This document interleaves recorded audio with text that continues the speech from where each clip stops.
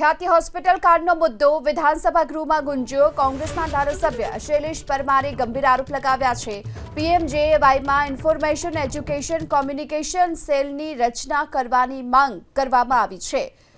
તો પીએમજેએવાયમાં information education communication સેલની રચના કરવાની માંગ કોંગ્રેસના ધારાસભ્ય શૈલેષ પરમારે કરી છે અને 4947 ઓપરેશન ખ્યાતિ હોસ્પિટલમાં થયા હોવાનું પણ તેમણે વાત કરી છે। સાથે જ 26 કરોડથી વધુની રકમ પીએમજેએવાય યોજનામાં આ હોસ્પિટલે મેળવી હોવાની પણ વાત તેમણે કરી। સરકાર ખોટી રીતે થયેલા ઓપરેશન અંગે પેનલ્ટી વસૂલી કે નહીં તે સવાલ પણ કર્યો છે।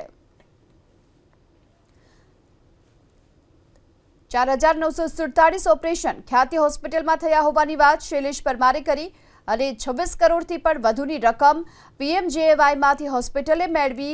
ખોટા ઓપરેશન અંગે સરકારે હવે પેનલ્ટી વસૂલી કે નહીં આ સવાલ પણ તેમણે કર્યો છે।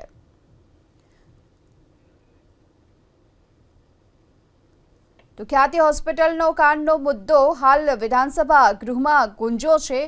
ત્યારે કોંગ્રેસના નેતા અમિત ચાવડાએ પણ સરકાર પર ગંભીર આરોપ લગાવ્યા છે। ભૂતકાળમાં કેગના રિપોર્ટમાં પણ આ બાબતનો ઉલ્લેખ હતો।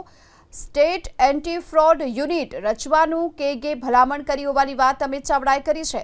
સરકારે સ્ટેટ એન્ટી ફ્રોડ યુનિટમાં તપાસ કરાવી કે નહીં આ સવાલ પણ પૂછ્યો છે અમિત ચાવડાએ। કોંગ્રેસના નેતા અમિત ચાવડા જેમણે સરકાર પર ગંભીર આરોપ લગાવ્યા છે અને ભૂતકાળમાં કેગના રિપોર્ટમાં પણ આ બાબતનો ઉલ્લેખ હોવાની વાત તેમણે કરી। સ્ટેટ એન્ટી ફ્રોડ યુનિટ રચવા માટે કેગે ભલામણ કરી હોવાની વાત કરી છે। તો વિધાનસભામાં ગૃહમાં ખ્યાતિ હોસ્પિટલ કાંડનો મુદ્દો ગુંજ્યો છે અને આ તરફ હાલ તો કોંગ્રેસના ધારાસભ્ય શૈલેષ પરમારે ગંભીર આરોપ લગાવ્યા।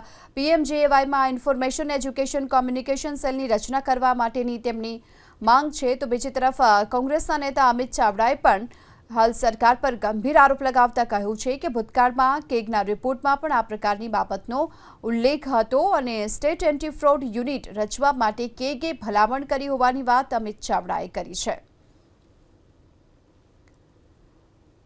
તો કોંગ્રેસ તરફથી હાલ સતત સવાલ ઉઠાવવામાં આવી રહ્યા છે અને ખાસ કરી ખ્યાતિ હોસ્પિટલ કાંડનો મુદ્દો ગુંજ્યો છે અને કોંગ્રેસના ધારાસભ્યો જે પ્રકારની વાત કરી રહ્યા છે કે પીએમજેએવાયમાં 4947 ઓપરેશન ખ્યાતિ હોસ્પિટલમાં થયા। 26 કરોડથી પણ વધુની રકમ હોસ્પિટલે મેળવી હોવાની વાત કરી છે।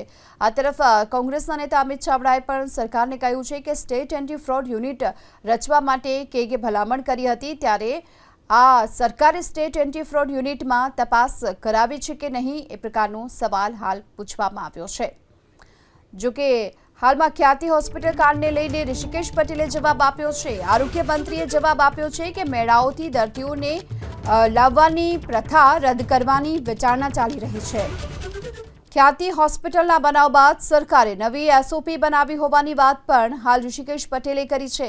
એક તરફ જ્યારે સવાલ ઉઠાવવામાં આવી રહ્યા છે કોંગ્રેસ તરફથી ત્યારે તેનો જવાબ આપવામાં આવ્યો છે।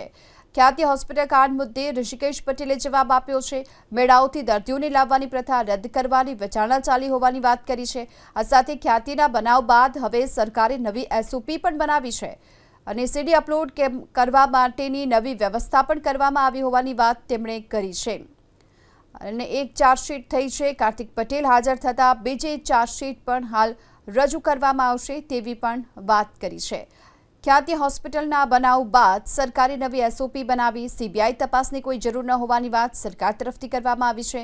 આરોગ્ય મંત્રીએ પણ કહ્યું છે અત્યાર સુધીમાં એક ચાર્જશીટ થઈ ચૂકી છે અને કાર્તિક પટેલ હાજર થતા હવે બીજી ચાર્જશીટ પણ ટૂંક સમયમાં હાલ રજૂ કરવામાં આવશે તેવી વાત પણ આરોગ્ય મંત્રી ઋષિકેશ પટેલે કરી છે। ખ્યાતિ હોસ્પિટલ કાંડને લઈને હાલ વિધાનસભા ગૃહમાં જે કોંગ્રેસ તરફથી સતત સવાલ ઉઠાવવામાં આવી રહ્યા છે જેનો જવાબ હાલમાં આપવામાં આવ્યો છે અને આરોગ્ય મંત્રી ઋષિકેશ પટેલે જવાબ આપતા કહ્યું છે કે મેળાઓથી દર્દીઓને લાવવાની પ્રથા રદ કરવાની હાલ વિચારણા ચાલી રહી છે। આ સાથોસાથ આ બનાવ બન્યો ત્યારબાદ હવે સરકારે નવી એસઓપી પણ લાગુ કરી છે।